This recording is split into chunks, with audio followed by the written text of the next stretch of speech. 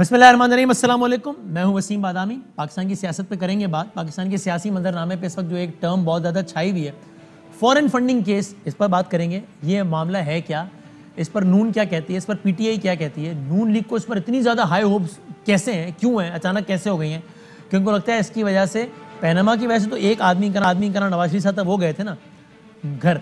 नून league को लगता है इस केस की वजह से पूरी पीटीआई डिसॉल्व हो जाएगी, एज अ पार्टी कल अदम हो जाएगी, उसका वजूद नहीं रहेगा। ये सब क्या, इस पर बात करेंगे हम। लेकिन ज़रा आगाज़ में इस पर बात कर लेते हैं। दुनिया के मंजरनामे पे अब से कुछ देर पहले बहुत बड़ी डेवलपमेंट हुई है। आप सब जानते हैं अमेरिका का सदर जो है वो दुनिया का ताकतवर तरीन शख्स माना जाता है। और अमेरिका के इस दफ़ा के इंतखाबात में ये मुख्तलिफ था कि अमेरिका के इस दफ़ा के इंतखाबात में ऐसा एक दो नहीं, ऐसी कई सौ चीज़ें हुई, कई सौ चीज़ें इस तरह की हुई जो कि अमेरिका की तारीख में इससे पहले नहीं हुई थी। अमेरिका के जाने वाले सदर का, जो अब सदर नहीं रहे, डोनाल्ड ट्रंप अब अमेरिका के सदर नहीं है, उनका मिजाज, उनका रवैया, उनकी बातें, इससे पहले हमने हालिया तारीख में किसी सदर से इस तरह की बातें नहीं सुनी। अमेरिका की तारीख में पहली मरतबा कांग्रेस पे हमला हो गया, जिसको जो बाइडन ने कहा कि ये एहतजाज नहीं है, ये बगावत है। हमने वो नाकाबिल यकीन मनाजिर देखे 6 जनवरी को अमेरिका में, जिसका आप किसी थर्ड वर्ल्ड कंट्री में तो तसव्वुर कर सकते हैं। जब पाकिस्तान में पीटीवी और पार्लियामेंट में हमला हुआ, हम सबको बड़ी शर्मिंदगी हुई, चाहे वो हर सियासी उससे बालतर होके सबको उस पर शर्मिंदा होना भी चाहिए था कि क्या हो रहा है, ये हमारे इंस्टीट्यूट्स हैं, इन पर सर अटैक नहीं होना चाहिए। लेकिन अमेरिका में ये काम हुआ।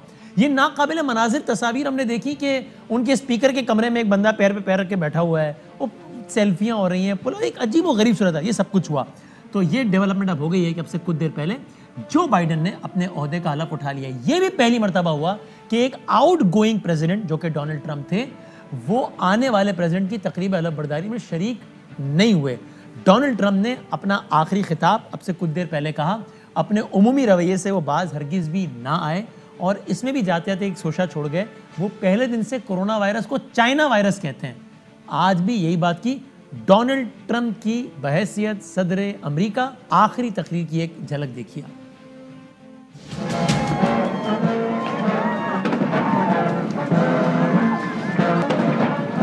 Have a good life. We will see you soon. We rebuilt the United States military. We also got tax cuts, the largest tax cut and reform in the history of our country by far. We just got 75 million votes, and that's a record in the history of sitting president. I will always fight for you. Pay our respects and our love to the incredible people and families who suffered so gravely from the China virus. It's a horrible thing that was put onto the world.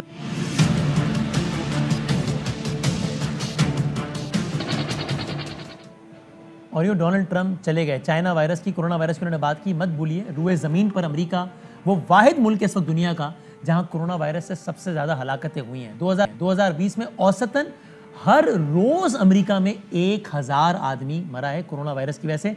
4 lakh अफराद अकेले America में इस virus की वजह से अब तक मर चुके हैं। डोनाल्ड ट्रंप का लोग पाकिस्तान में मवाजना भी करते हैं उनके मिजाज के अतबार से। इमरान खान साहब ने भी एक इंटरव्यू में कहा था कि वो हम एक ही तर्ज के सियासतदान हैं, कुछ हवालों से उन्होंने कहा था। डोनाल्ड ट्रंप का ये रवैया आज का नहीं है। जब पिछला इलेक्शन भी वो लड़ रहे थे, तब भी उन्होंने बिल्कुल इन दीज क्लियर वर्ड्स ये कहा था, आप देखिएगा अभी उसकी झलक, कि भाई हम इलेक्शन का नतीजा बिल्कुल मानेंगे उस वक्त अगर हम जीतेंगे। 2016 में डोनाल्ड ट्रंप ने क्या कहा था, देखिए।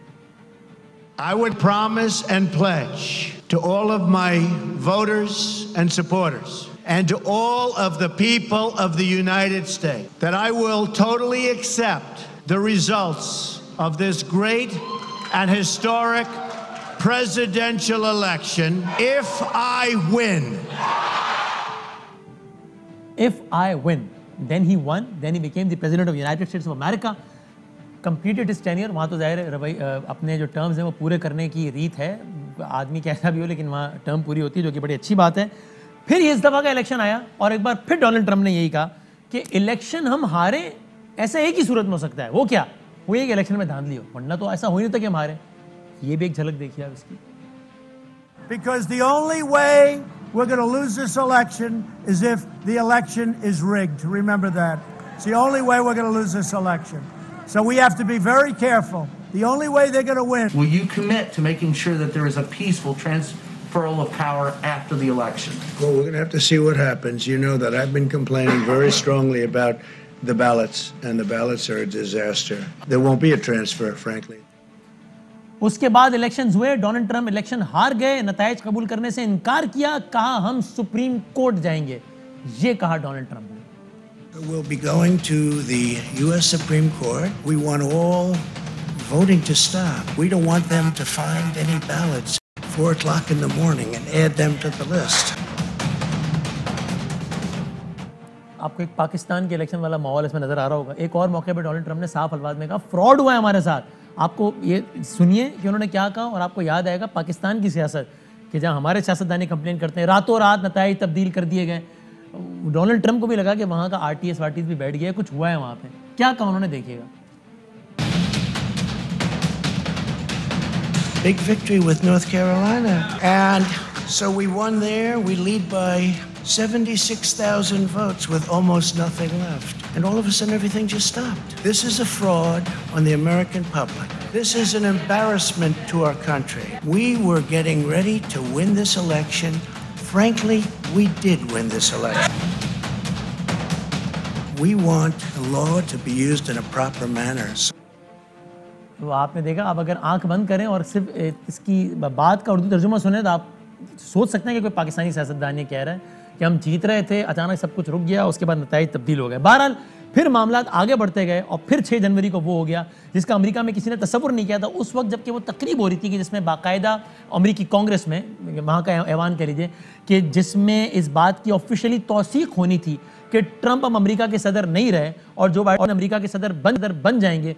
उस दौरान वहाँ पर लिटरली हमला हो गया, लोग अंदर घुस गए, वहाँ के जो लॉ मेकर्स से उनको अपनी जानें बचाना पड़ी और बहुत कुछ मामला हुआ। डोनाल्ड ट्रंप को इस मौके पे सामने आए, वो उन्होंने एक अजीब व गरीब स्टेटमेंट दिया। उन्होंने मुजाहिरीन से कहा कि मुझे आप लोगों से प्यार, आई लव यू, मुझे आप लोगों से प्यार है, लेकिन अब आप लोगों को सबको घर चले जाना चाहिए। डोनाल्ड बाद अमेरिका के वो पहले सदर बन गए कि ट्विटर और फेसबुक ने उनके अकाउंट्स पहले आर्जी और फिर मुस्तकिल तौर पे बंद कर दिए, ये कहकर कि उनकी जो बातें हैं वो इश्तिआल का सबब बन सकती हैं। ये सारा बाब अब खत्म हो गया। डोनाल्ड ट्रंप अमेरिका के सदर नहीं रहे, अब अमेरिका के सदर हैं जो बाइडेन। अब जरा हम आ जाते हैं अमेरिका से पाकिस्तान की सियासत पर, कि जहां पर फॉरेन फंडिंग केस एक ऐसा केस है जिसके बारे में नून लीग कह रही है इसका जल्द से जल्द फैसला होना चाहिए, इसका फैसला इंसाफ पर हुआ तो पीटीआई खत्म, मामला खत्म। लगता है ऐसा है कि अपोजिशन ने अपनी सारी उम्मीदों का महवर इसको बना लिया है। अपोजिशन पीटीआई को इस बात पर ब्लेम करती आई है कि पीटीआई इस बारे में बहुत ज़्यादा ताख़ीरी हरबे इस्तेमाल कर रही है। यही वजह है कि सिलसिला जो 2014 से शुरू हुआ था 2021 हो गया, इसका रिजल्ट ही नहीं आ रहा। आज इस मामले पे वज़ीर-ए-आज़म पाकिस्तान इमरान खान ने पहली दफ़ा एक नई बात की है। उन्होंने कहा भाई बिल्कुल ये होना चाहिए, जल्द से जल्द इसका फैसला होना चाहिए, बल्कि मैं तो कहता हूं कि टेलीविजन पर इस केस को चलना चाहिए। क्या कहा इमरान खान साहब ने, आप ये देखिए, फिर हम गुफ्तगू का आगाज करते हैं, मेहमानों से दिखाएगा। बड़ा शुक्रगुजार हूँ इस ऑपोजिशन का, इन्होंने ये केस उठाया है। चाहता हूँ कि अब सबके सामने आए कि तहरीक इंसाफ की फंड रेजिंग किधर से आई, मौलाना फजल रहमान की किधर से आई, ये 2 पार्टीज की किधर से आई। सबका दूध का दूध पानी का पानी होना चाहिए। इस केस की ओपन हेयरिंग होनी चाहिए। मैं चैलेंज करता हूँ, ये हेयरिंग होनी चाहिए कैमरा के ऊपर, लाइव जानी चाहिए। ये सारे बैठे हो, फजल रहमान बैठा हो, पीपल्स पार्टी, पीएमएलएन और तहरीक इंसाफ, लोगों के सामने चैलेंज करता हूँ। पॉलिटिकल फंड रेजिंग अगर किसी पार्टी ने की, वो हमने की। ओवरसीज पाकिस्तानी से पैसा लेना फॉरेन फंडिंग है। उनकी रेमिटेंसेस ना हो, मुल्क आज हमारा बैठ जाए। मैं तो सारा शौकत खाना में उनसे पैसे इकट्ठे करता था। फॉरेन फंडिंग तो इनको पता है कौन सी है, मुझे भी पता है, मैं बता नहीं सकता। ताल्लुकात है मुल्कों से जो मुल्क पैसे इनको देते रहे। ये जो हमें कहते हैं ना कि किसी यहूदी का नाम आ गया, दुनिया के अंदर पॉलिटिकल पार्टीज डिनर्स करती हैं, डिनर पे लोग आते हैं, टेबल्स खरीदते हैं, वो पैसा होता है जो पार्टीज इकट्ठा करती हैं। हमारे पास 40,000 नाम है, ओवरसीज पाकिस्तानी फॉरेन फंडिंग नहीं है। इस पर एक जामे मौक़िफ़ दे दिया है इमरान खान साहब ने अपनी पार्टी के हवाले से।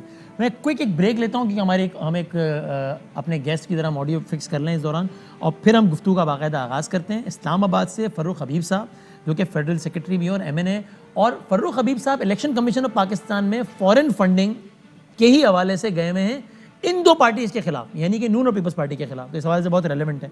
अज़मा बुखारी साहबा PMLN से हमारे साथ मौजूद हैं, कि जो कि ऑफकोर्स स्पोक्स पर्सन भी है PMLN की, और वो भी इस मामले को बड़ा करीब से देख रही है। इस तरह सब पे हम डिस्कस करते हैं एक छोटे से ब्रेक के बाद।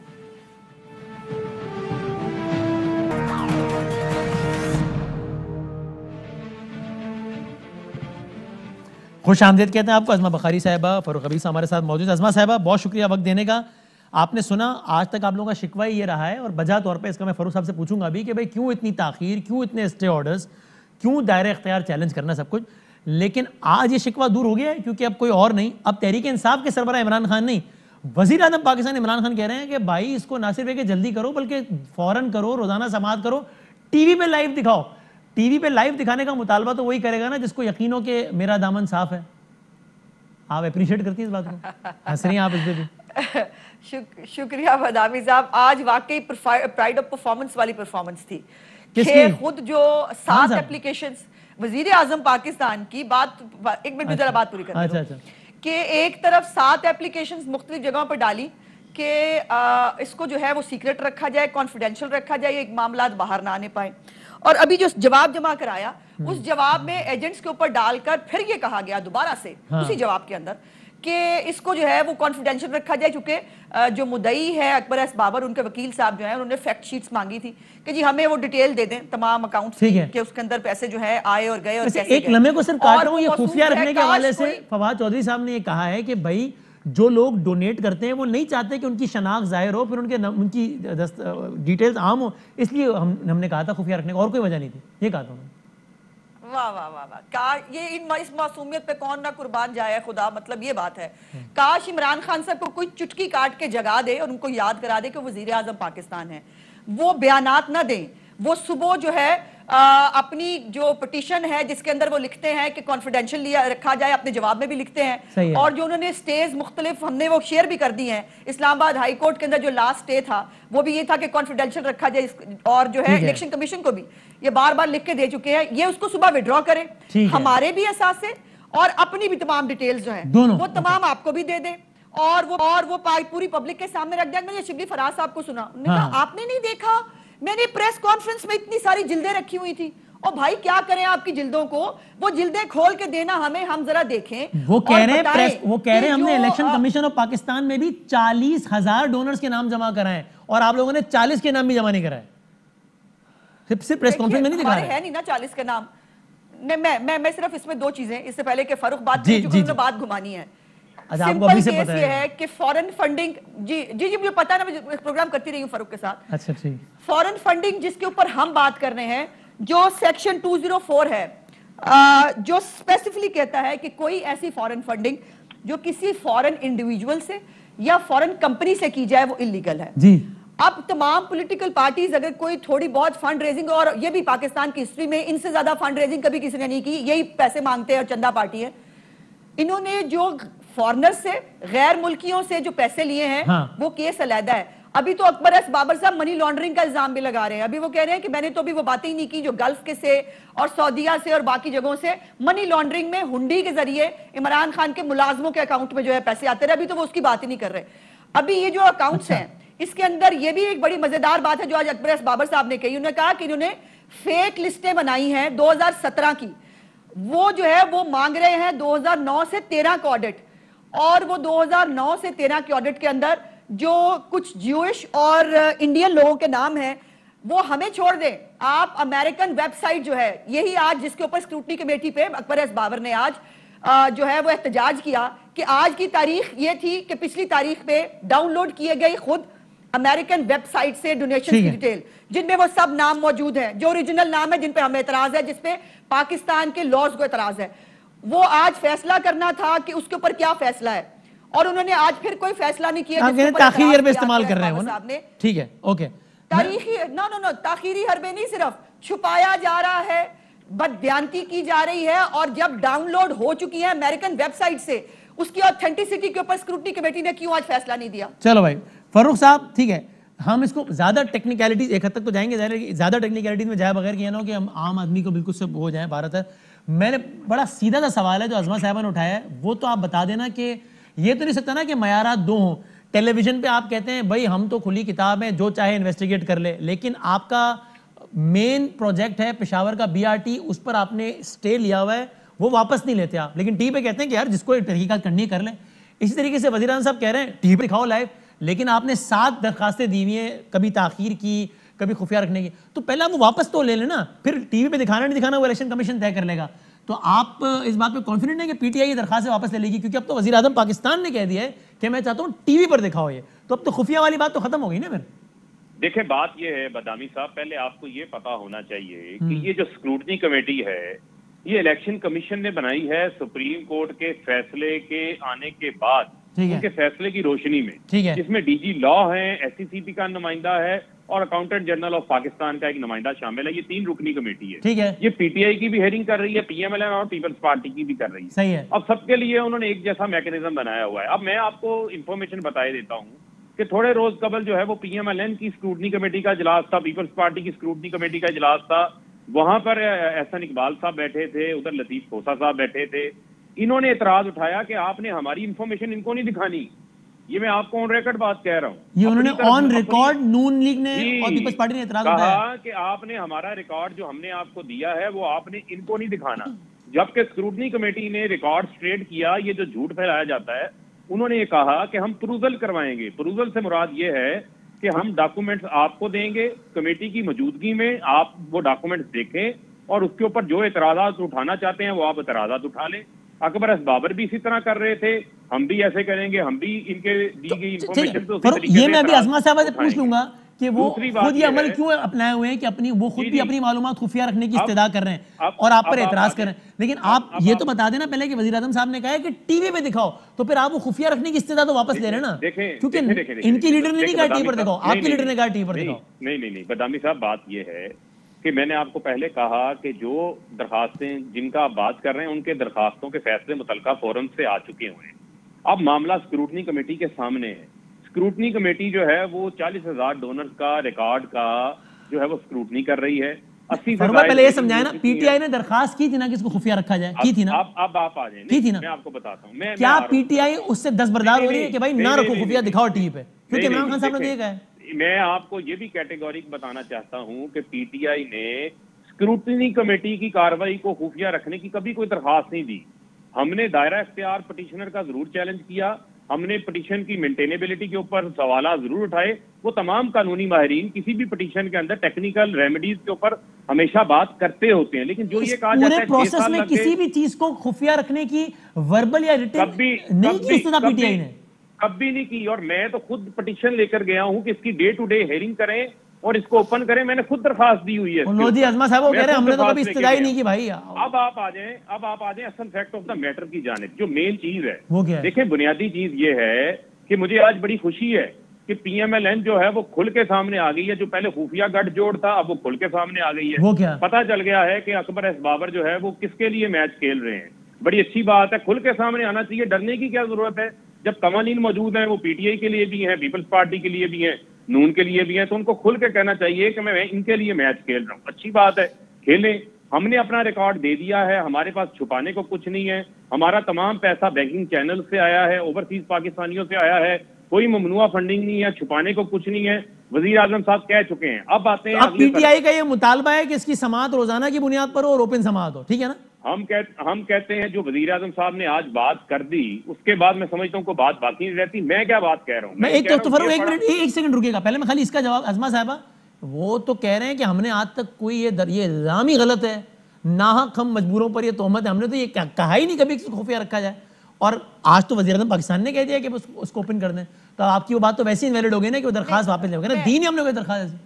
नहीं, मैं समझती हूँ कि फारूक हबीब साहब जो है, मुझे या तो याददाश्त कमजोर है या गलत बयानी से काम ले रहे हैं। मैं झूठ नहीं कहती, लेकिन इस्लामाबाद हाई कोर्ट की जो आखिरी पिटीशन है ना, जिसके अंदर इन्होंने कॉन्फिडेंशियल रखने की बात की और इन्हें कहीं इनके पास बड़े कागज होते हैं जो इन्होंने जवाब जमा कराया है। मैं आपको तस्दीक करूं, इलेक्शन कमीशन के अंदर जो जवाब जमा कराया है, उस जवाब के अंदर देखिए कि क्या लिखा है। फैक्ट शीट जो है वो मुद्दई को ना दी जाए, वो कॉन्फिडेंशियल रखी जाए। क्या जवाब के अंदर मौजूद है कि नहीं? बताएं भाई। देखें बदामी साहब, मैं आपको एक बताऊं, ये चूंकि स्क्रूटनी कमेटी में आती नहीं, मैं आइंदा इनको कहूंगा ये भी जरूर आए, वहां पर सीखने का काफी मौका मिलेगा। देखें बात यह है कि ये स्क्रूटनी कमेटी ने कहा है, खुद कहा है कि जो इंफॉर्मेशन हमें ना पीटीआई ने दी या नून लीग ने दी या ना पीपल्स पार्टी ने दी, जो इंफॉर्मेशन उन्होंने कहा कि हमने खुद हासिल की है बैंकों को लिखकर अपने दायरा इख्तियार के तहत, वो हम किसी को इंफॉर्मेशन साथ लेके जाने नहीं देंगे।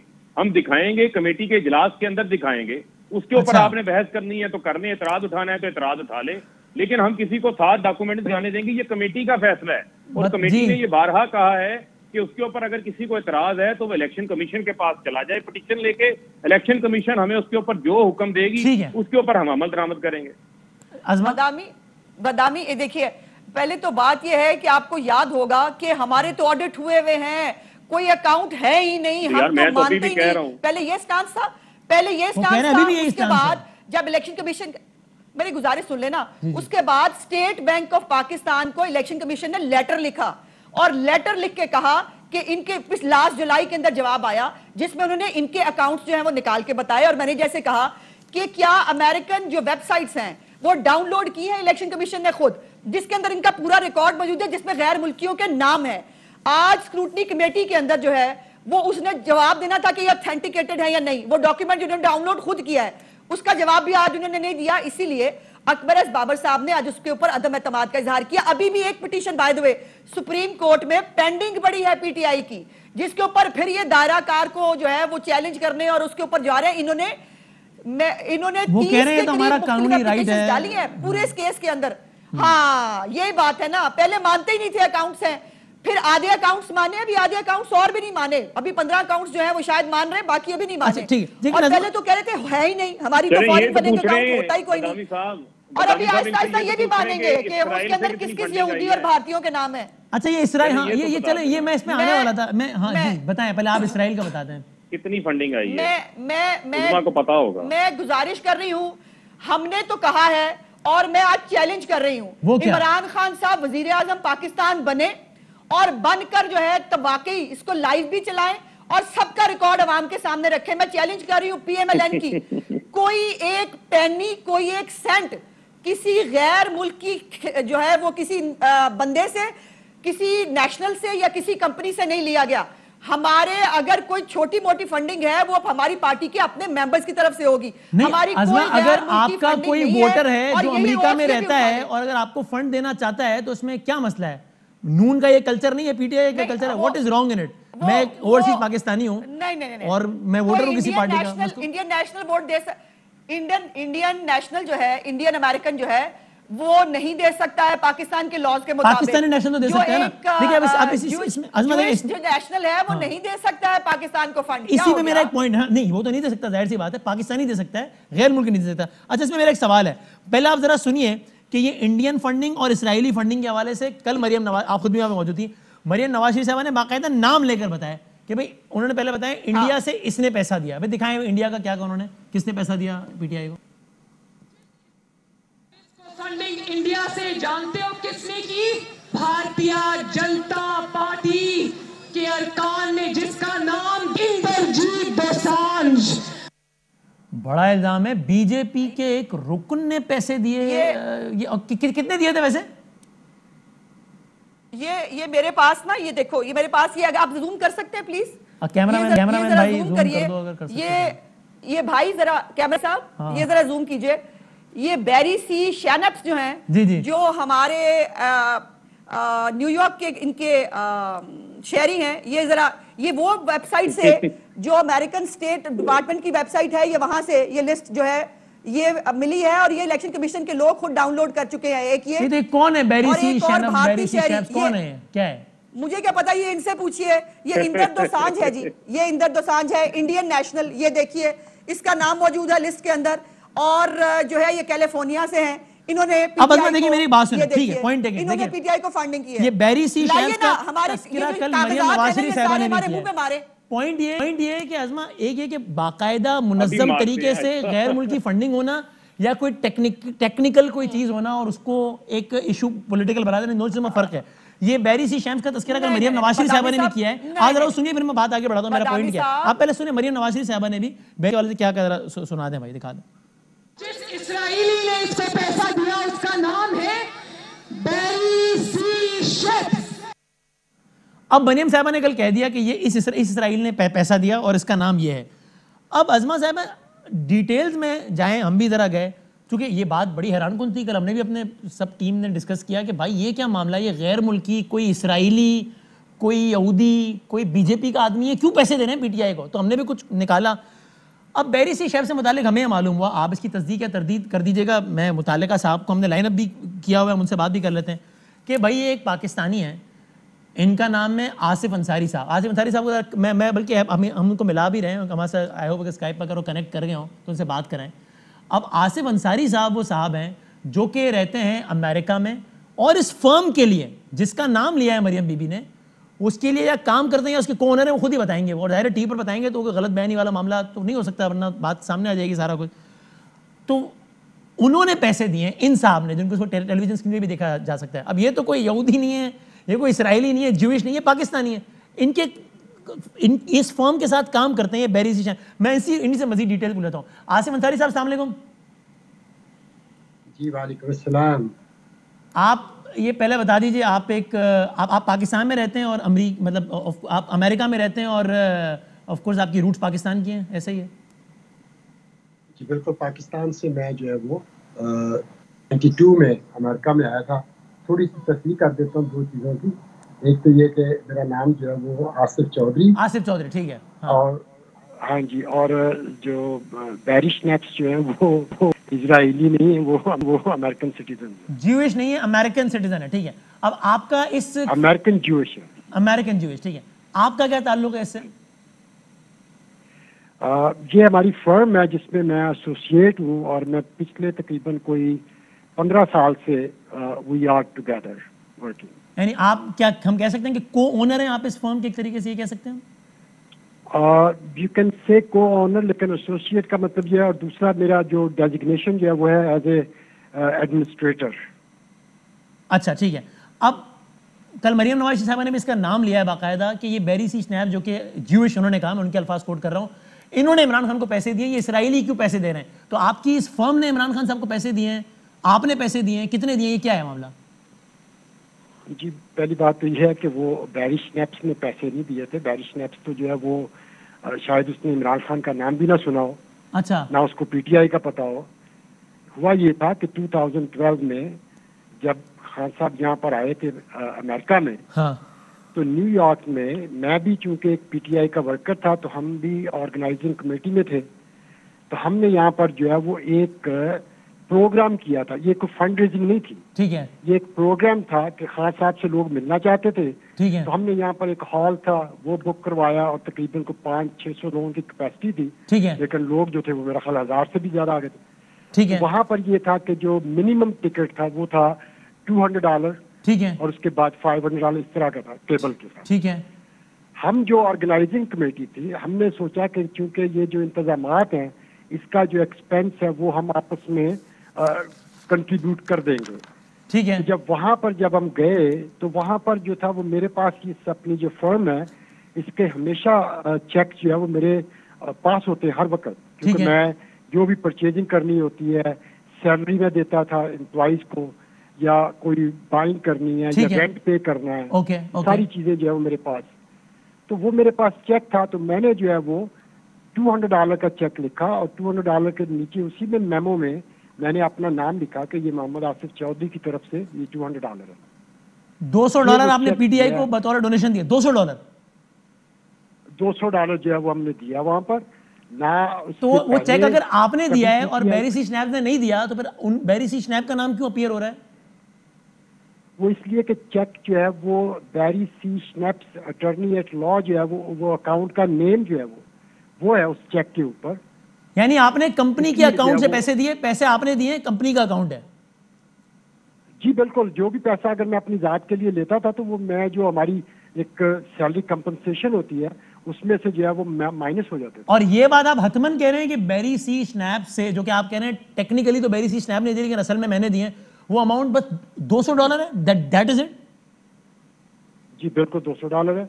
$200 से ज्यादा अमाउंट नहीं है। चेक मैंने उस वक्त, उसके अलावा एक चेक मैंने दिया था, 3 दोस्त थे जो के उनके टेबल की टिकट के $250 ईच, लेकिन पीटीआई ने वो चेक कभी जो है वो कैश नहीं हुआ वहाँ। तो अच्छा, ये $200 का चेक जो था वो कैश हुआ।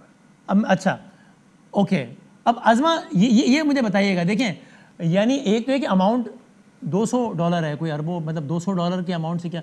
अब ये टेक्निकल बात नहीं हो गई कि अगर एक साहब हैं जिनकी एक फर्म है, इस नाम से वो को ओनर है, वैसे उन्होंने एसोसिएट का, मैं अपने समझने के लिए अगर एसोसिएट है एक फर्म में जिसमें वो भी हैं और एक अमेरिकन जूइश भी हैं, जिस तरह बैरून मुल्क पाकिस्तानियों का होता है, तो अगर उन्होंने पैसे दिए हैं अपनी कंपनी के अकाउंट से, जिसके चूंकि वो भी एक हिस्से के ओनर हैं, तो वो टेक्निकली तो बैरी सी स्नैप्स का नाम आ गया, पैसे भी $200 हैं और असल में वो आसिफ चौधरी साहब ने दिए।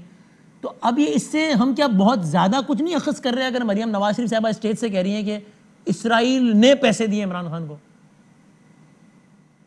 देखिए बदामी, एक मेरा ख्याल है कि अच्छा होता कि आप वो जो इंद्रजीत साहब हैं, जोसान साहब, उनकी भी कंपनी से किसी को बुलवा लेते करेंगे, एक एक करके सबको इन्वेस्टिगेट करेंगे, पूछेंगे कि भाई तुम लोग क्यों पैसे देते रहे पीटीआई को। हाँ, गुजारिश बिल्कुल करेंगे जी। मेरी गुजारिश ये है कि टेक्निकली पाकिस्तान तो अंदर बहुत सारी हैंकी पैंकीज हो जाती है ना, वो अमेरिका है और वहां पर हर चीज का एक तरीकाकार मौजूद है। क्या कंपनी का जो फंड है वो ये अपनी कंपनी का फंड एक पॉलिटिकल पार्टी की जो है वो फंड रेजिंग के लिए इस्तेमाल कर रहे थे, और वो क्या हो $1 हो या $200 है या $1 मिलियन हो, वो कानून के तहत इलीगल है। मैंने बताया इलेक्शन के जो रूल्स हैं, इलेक्शन कमीशन के रूल्स के मुताबिक 204 जो सेक्शन है उसके तहत किसी भी कंपनी, फॉरेन कंपनी, और ये फॉरेन कंपनी का अकाउंट इसके अंदर जो है वो शामिल है, और अकाउंट जो है वो खुद एडमिट कर रहे हैं आप क्या उन्होंने अकाउंट से पैसे दिए, और उसके बाद अब जो दूसरे इंद्रजीत दोसांझ, लेकिन इसका मतलब ये हुआ कि ये तो बात गलत साबित हो गई ना कि इसराइल ने पैसे दिए, ये आसिफ चौधरी साहब ने दिए ना, जो कि इसराइली भी नहीं है। हमें क्या पता, वो आपके हमें क्या पता भाई। देखिए अच्छा ठीक है, मुझे भाई आसिफ साहब एक बात आप बता दें ब्रेक से पहले, इसका सबूत क्या है माजरत के साथ कि जो आप कह रहे हैं वो ठीक है? आसिफ साहब से एक मिनट, बदामी, मेरा सवाल है कि आसिफ साहब से, आसिफ साहब जो है वो इतनी बड़ी कंपनी जो है उसमें एडमिनिस्ट्रेटर है, उनको नहीं मालूम या उनकी कंपनीज के जो है वो TORs क्या है, क्या वो सियासत के लिए अपनी कंपनी के फंड इस्तेमाल कर सकते हैं, और क्या उनको नहीं पता था कि वो अपनी फंड जो कंपनी का फंड इस्तेमाल कर रहे हैं ओनर को बताए बगैर, और ओनर की जो है उसके अंदर कोई मर्जी नहीं है। बता दें आसिफ साहब क्विकली, और ये भी बता दें कि माजरत के साथ किस तरह यकीन कर लिया जाए कि जैसा आप कह रहे हैं वैसा ही है कि पैसे आपने ही दिए हैं और बैरी स्नैप तो जानता भी नहीं इमरान खान को, उसने पैसे नहीं दिए। ये क्विकली बता दें बस। पहली बात ये है कि अगर ये सही कह रही है, ये अगर वाकई मुझे इस चीज़ का इल्म होता तो मैं पीटीआई को या इमरान खान को इस हालत में तो ना आने देता कि पीटीआई के ऊपर $200 से इतना जो है वो प्रेशर पड़ना था कि पूरा मुल्क जो है वो उसमें कर रहे हैं। और दूसरी सबसे बड़ी गारंटी मैं ये दे सकता हूँ कि आप ऐसा करें कि मरियम नवाज साहबा से कहें कि वो अमेरिका आ जाए, हम यहाँ पर ओवरसीज पाकिस्तानी मिल के उनको टिकट भिजवाते हैं और अपनी मर्जी पसंद के जो है वो होटल में कमरा बुक करवा लें, वो भी हम पेमेंट कर देंगे, और आके बैरी स्नैप से मुलाकात भी कर लें, उनको जो हमारा बैंक है हम वहाँ पर भी लेके जाएंगे और सारा रिकॉर्ड चेक करके तो फिर वो ये देख लें। गुफ्तगू ना करें तो बेहतर है, मैं आपका अगर लिहाज कर रही हूँ तो ये आप अपनी तहकीकात ना इस मुल्क में कराएं आके, और ये तहकीकात जो इसकी फंडिंग के ऊपर आप चेक की कॉपी है आपके पास? चेक की कॉपी आपके पास नहीं होनी है। ये जो पैसे आपने दिए ना इसके जवाब वेबसाइट के ऊपर भी है सारा कुछ, डिपार्टमेंट के अंदर आपकी कंपनी का नाम लिखा है, वो कॉपी आप नवाज आ जाए और वो फलाना करते हैं, आपकी मोहताज नहीं है मरियम नवाज। वो उस चेक मरियम नवाज चले मैं आपकी जो पुरानी पार्टी थी पीपल्स पार्टी, जिससे आप let's not go into that topic पे है ना, ठीक है? तो बैरी स्नैप्स के उस चेक की कॉपी आप मुझे भिजवा दीजिएगा। आपको और कोई बात नहीं आती तो आप जो है ना, आपने इस मुल्क के अंदर क्रिमिनल आपने एक्ट किया है, आपने हमारे मुल्क की सियासत के अंदर,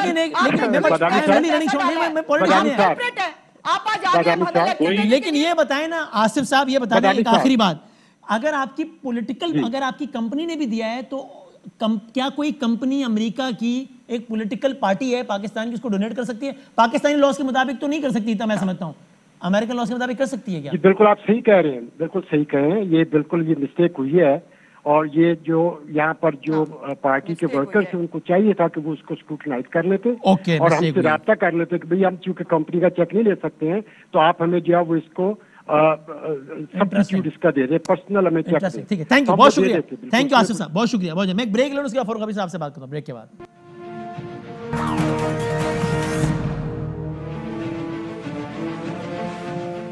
खुश आमदीद, कंक्लूड करते हैं, बातें बहुत सारी दायरे, वक्त कम है। फारूक साहब वो खुद कह रहे हैं कि हाँ ये एक मिस्टेक तो हो गई, तो टेक्निकली ठीक है, ये कोई गैर मुल्की रियासत आपको फंड नहीं कर रही इस पर्टिकुलर केस में, लेकिन गलती तो बहरहाल हुई ना, वो खुद कह रहे हैं।